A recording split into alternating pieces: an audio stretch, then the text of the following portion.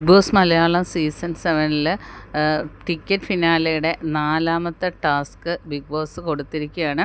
ടാസ്കിൻ്റെ പേര് പൊടിമഴയെന്നാണ്. ഇത് ആക്ടിവിറ്റി ഏരിയയിൽ എല്ലാവരും കൂടെ ഒരുമിച്ചാണ് ടാസ്ക് നടത്തുന്നത്. അതായത് ഒരു സ്റ്റാൻഡ് വെച്ചിട്ടുണ്ട്. അതിൻ്റെ മുകളിൽ 2 പാളികളുള്ള 2 ജനൽ പോലത്തെ പ്രോപ്പർട്ടീസ് ഉണ്ട്. അത് 9 പ്രോപ്പർട്ടീസ് ആക്ടിവിറ്റി ഏരിയയിൽ വെച്ചിട്ടുണ്ട്. ഇതിന് മുകളിലായിട്ട് ഓരോ വിൻഡോയുടെ മുകളിലായിട്ട് പൗഡർ നിറച്ചിട്ടിട്ടുണ്ട്.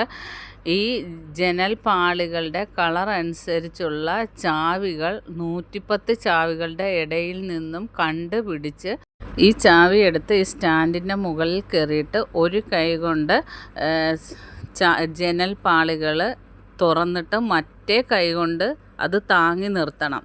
അപ്പോൾ ചാവി ഇട്ട് തുറക്കുന്ന കൈ എന്നിട്ട് മാറ്റണം.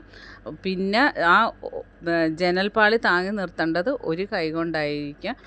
ഈ ഒരു കൈ വിട്ട് കഴിഞ്ഞാൽ തലയിൽ പൗഡർ വീഴുകയും ചെയ്യും, ആ ആൾ പുറത്താവുകയും ചെയ്യും.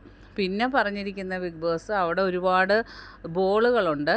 ആദ്യം ഔട്ടാവുന്നവർക്ക് മറ്റുള്ളവരെ ഈ ബോൾ കൊണ്ട് എറിഞ്ഞെറിഞ്ഞ് ഡിസ്റ്റർബ് ചെയ്ത് വേണമെങ്കിലും അവരെ ശല്യം ചെയ്ത് ഇറക്കാമെന്നും ബിഗ് ബോസ് പറഞ്ഞിട്ടുണ്ട്.